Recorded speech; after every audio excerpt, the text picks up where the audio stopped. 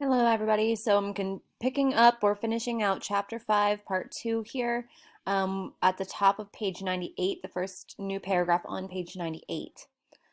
The first step in the examination process would be to pry the thigh-high cavalry boot, this is Booth's boot, off of Booth's left leg.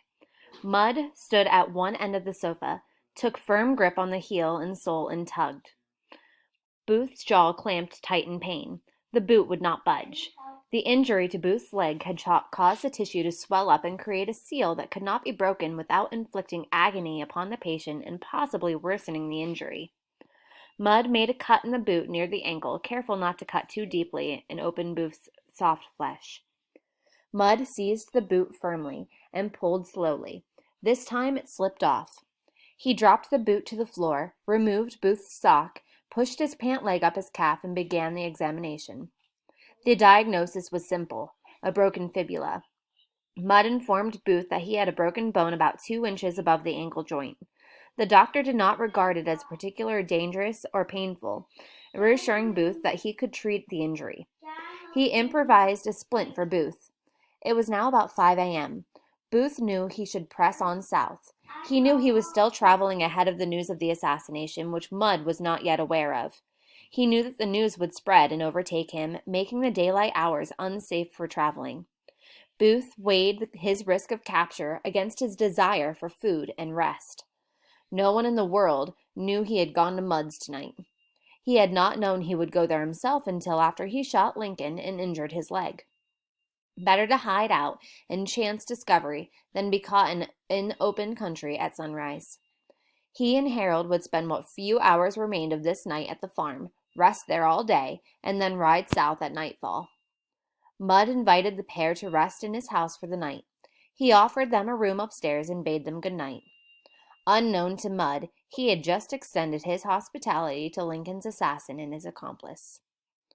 Their secret still safe from Mudd and his family, and their location a mystery to the manhunters, Harold and Booth collapsed into their beds. As Booth drifted off to sleep, he did not know whether his master plan had succeeded or failed. Had George Atzerodt and Lewis Powell carried out their missions and murdered Vice President Johnson and Secretary Seward? And what of the president? Had Booth killed Abraham Lincoln, or did the tyrant still live? Booth did not know he would be damned in the morning newspapers as the most wanted man in America. Top of page 100. While Booth and Harold slept at the Mudd farmhouse, the 1st Cavalry Patrol rode south from Washington, headed for Maryland. Soon, this group from the 13th New York Cavalry, commanded by Lieutenant David Dana, would ride close to Mudd's farm. Booth had about 7 hours. All right, so that's the end of that chapter. In our activities on Google Classroom, you will see the imagery and flashback scene page that you had on paper yesterday. You've got 2 options here. If you were in class yesterday and you weren't a virtual student yesterday, you can pick up that paper and you can do the flashback scene on the paper that you have. Take a picture of it and then turn it in, or turn it in to me tomorrow on paper. The other option that you have is to just finish it on Google Classroom, and just add the bullet points like you normally would have if you were finishing it on paper. I have both. You can do both ways. That's fine by me. You're going to read the flashback scene again, pages 94 to 97. And then you're going to write down the key points about how Booth and Mudd know each other. Just the key things. You can even reduce it to not complete sentences even. So what are the key things? How do they know each other? They know each other because this happened, then they did this, and then they did this. Okay, what are the key points as to how they know each other? And that's again going to be on pages 94 to 97. Okay, that's your flashback scene.